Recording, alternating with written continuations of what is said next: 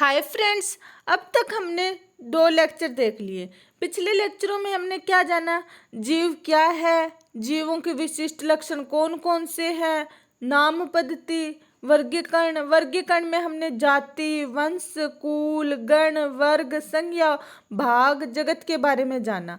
आज हम किसके बारे में जानेंगे? वर्गीकीय सहायता साधन के बारे में।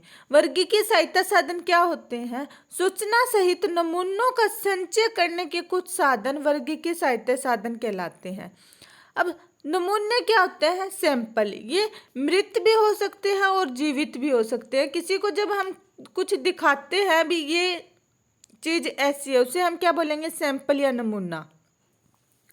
और ये जीवित और मृत दोनों रूप में हो सकता है। इस वर्गीकीय सहायता साधन में नमूने हम कौन किस किस में रखते हैं? हर्बेरियम में, चिड़ियाघर में, वनस्पति उद्यान, संग्रहालय, कुंजी। इनके बारे में जानेंगे। हर्बेरियम क्या है, चिड़ियाघर क्या है, वनस्पति उद्यान क्या है, संग्रहालय, कुंजी। देखते हैं आगे। सबसे पहले हम देखते हैं हर्बेरियम। इसे वनस्पतिक संग्रहालय भी कहते हैं। इसमें पौधों के एकत्रित नमूनों को कागज की शीट पर सुखाकर दबाकर परिरक्षित करते हैं।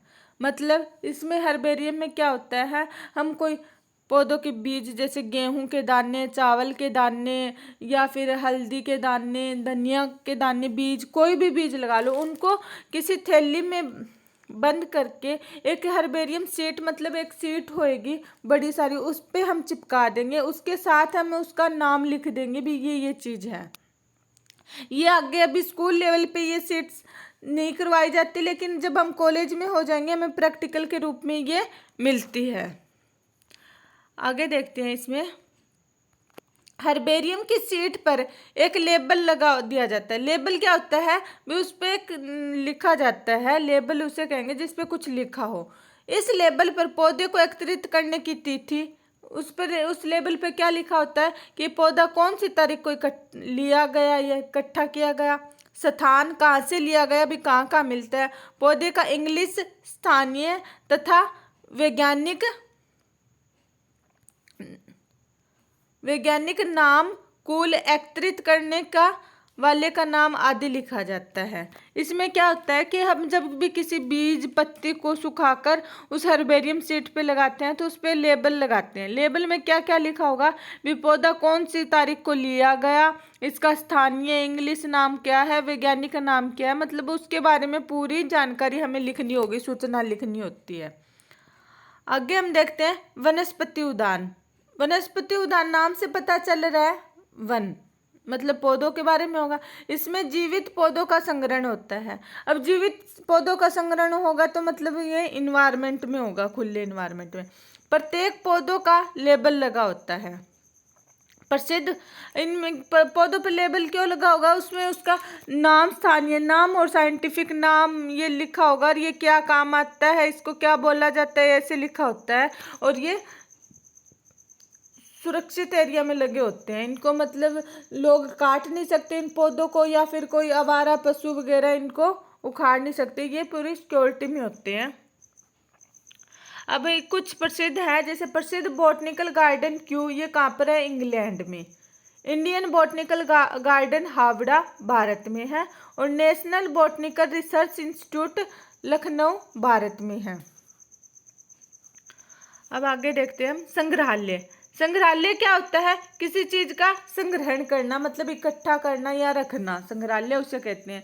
संग्रहालय कोई भी हो सकता है, जंतुओं को भी हो सकता है, पेड़ पौधों का भी हो सकता है, कुछ भी हो सकता है। वनस्पतिक संग्रहालय स्कूल कॉलेजों में स्थापित किए जाते हैं।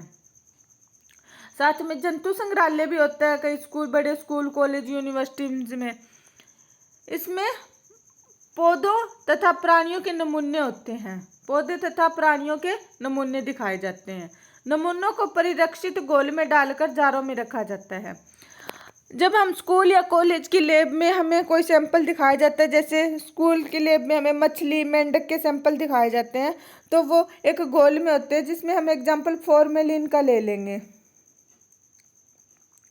इसमें जो जानवर, जीव जंतु होता है वो सड़ता नहीं है, वो उसकी जैसी शेप होती है वैसा का वैसा कई सालों तक प्रिजर्व रह सकता है। डालकर जारों में रखते हैं और बच्चों को दिखाया जाता है भी ये मछली है, ये मेंढक है, ये छिपकली है, या फिर कोई बीज पत्ती पौधों का दिखाया जाता है। अब आगे देखते हैं हम चिड़ियाघर। ऐसा कोई स्कूल नहीं है जो अपने बच्चों को चिड़ियाघर ना लेके गया हो। चिड़ियाघर सभी ने देखा होता है। इसमें प्राणी उपवन अथवा जूलॉजिकल पार्क भी कहते हैं।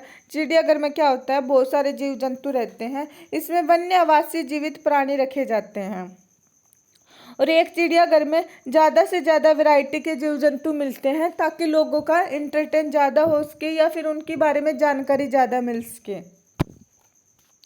नेक्स्ट टर्म आती है कुंजी अथवा चाबी।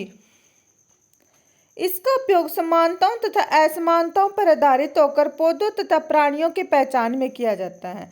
किस पर आधारित है ये? समानता और असमानता पर आधारित है।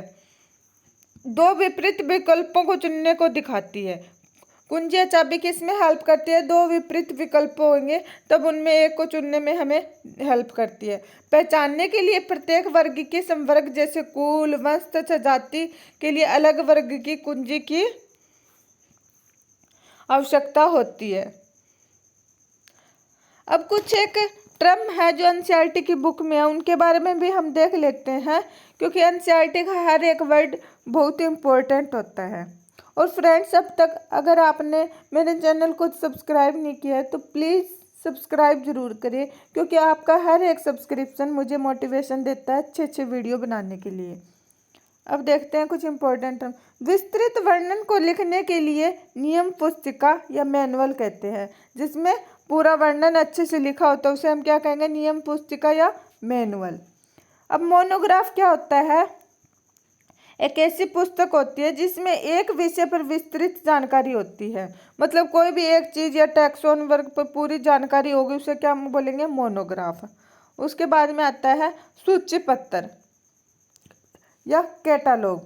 अन्य माध्यम है। इसके अतिरिक्त यह सही पहचान में भी सहायता करते हैं। इनके अंदर हम इनका अच्छे से वर्गीकरण कर सकते हैं, पहचान कर सकते हैं। फ्रेंड्स, आज का हमारा एनसीईआरटी बायोलॉजी क्लास 11th का पहला चैप्टर कंप्लीट हो चुका है। नेक्स्ट वीडियो में हम सेकंड चैप्टर को शुरू करेंगे।